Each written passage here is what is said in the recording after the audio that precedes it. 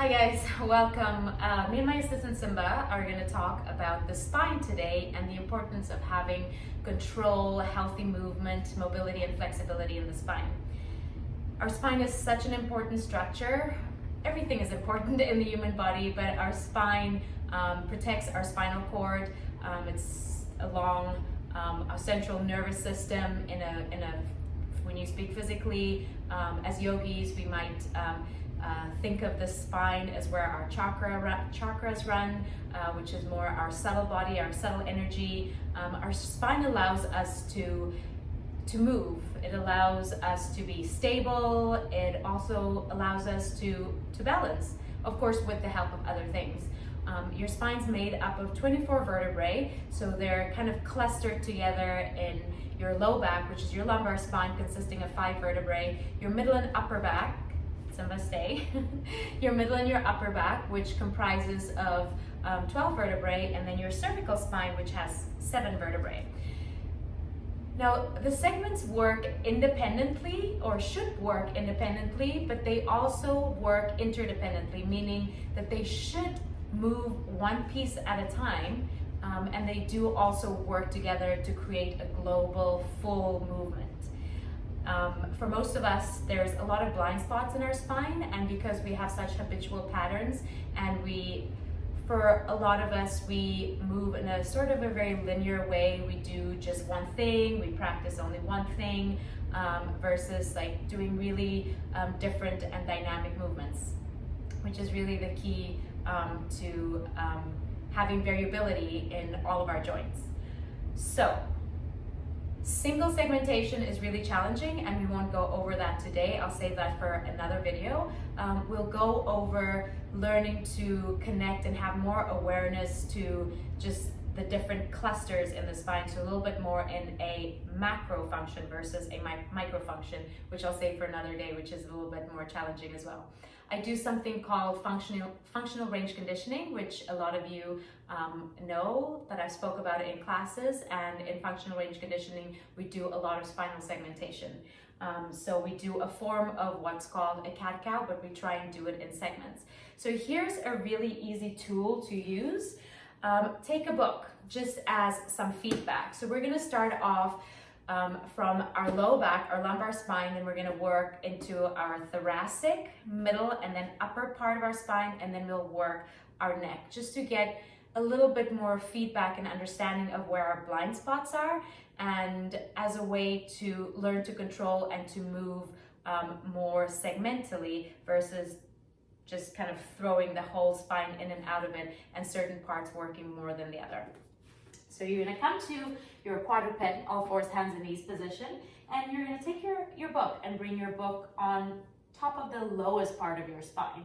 And we're gonna try and move just from that part of the spine. So you're gonna keep your neck, you're gonna keep your shoulders, you're gonna try and keep your middle and your upper back out of it. It's really challenging.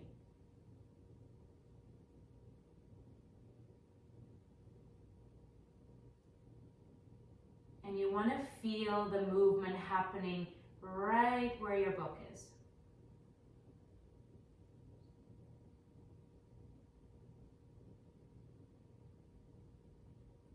And you'll notice that the lumbar spine, for good reason, has quite a bit of mobility and flexibility. But that doesn't mean that it should do all of the work. And that can actually become problematic, because when we're now starting to do things like our back bends or our forward folds or twists, whatever we're doing, then that part of the spine is going to be doing most of the work, and over time is going to be a little bit detrimental for that part of the spine. So then you're going to move the book a little bit higher. So you're about mid-back, not upper back just yet. And now we want to try and keep the hips out of it, which is really, really challenging. You want to almost imagine that the vertebrae are touching the book and almost like pressing the book up towards the sky.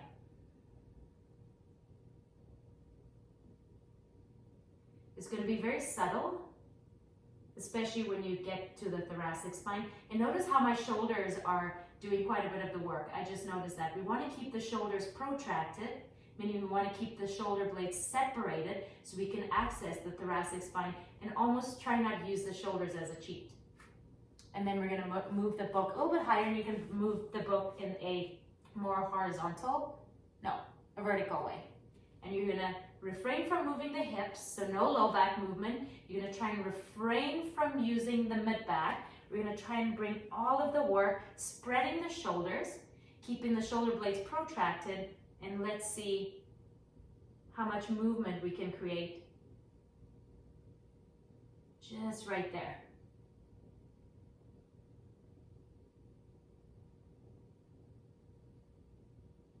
Without using your shoulder blades, keep your shoulder blades protracted. Try not to move your glenohumeral joints or your glenohumeral heads forward, the head of your arm bones forward. And then lastly, we'll go neck. So remember, 7 vertebrae in your neck, so go nice and slow.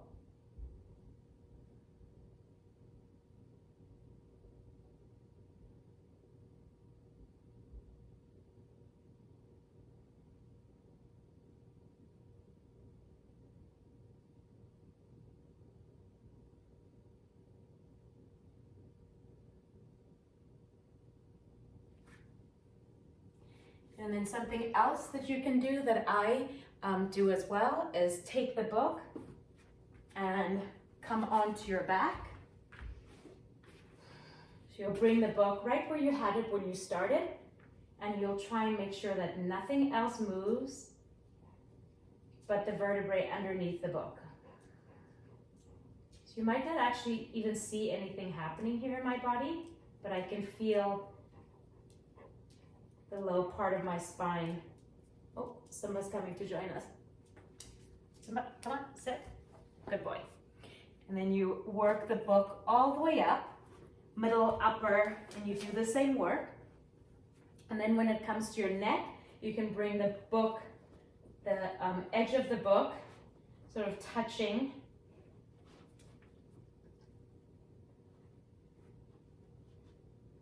the edge of your neck there.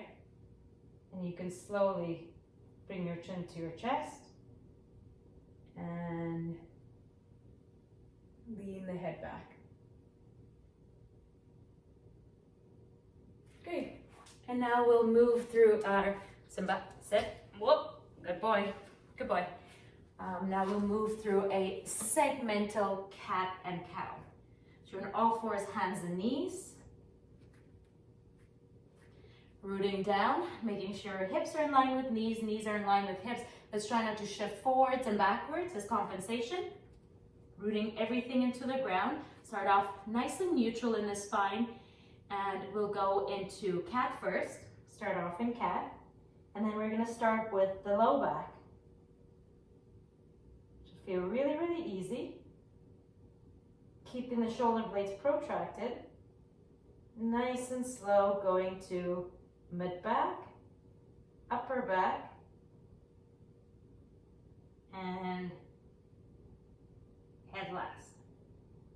Again,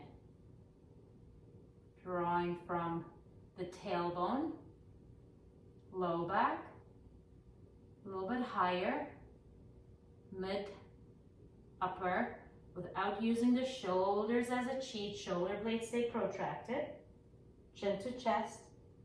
And let's try from the neck. Chin to chest, head back, keep shoulder blades protracted. Pull your chest through your arms, upper back, middle back, low back, right at the end. It's challenging. I do this in class sometimes for those of you that come to my classes.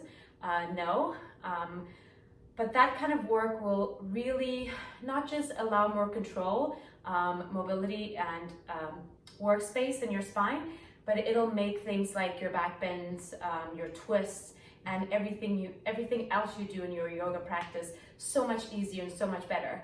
And then the work is, so what we really want is the work to be distributed, the load to be distributed. Because what happens is if we're, for example, doing a back bend and we're only using the low back, there's almost a hinge that happens. So we'll be using only the low back. Here we're in a back bend. Feels terrible in my back. There's compression happening. I'm almost jamming my lumbar spine into my, my sacrum, versus when I'm lifting my rib cage and I'm lifting and moving my middle back and my upper back. Same in your twists as well. Our thoracic spine should be doing a lot of work in our twists. Our lumbar spine should not be doing that much work in our twists, but because there's a lack of range of motion and movement there, we'll generally twist. The neck is twisted. Thoracic spine hasn't moved at all. Shoulders have done most of the work, and sometimes even low back has done all of the work. So segmenting and creating a connection to the different parts of the spine, remembering that there's 24 vertebrae, and moving, being more attuned to moving them individually will really help you in the long run. Thank you so much for watching. Let me know what you think. If you have any questions, as always, just hit me up.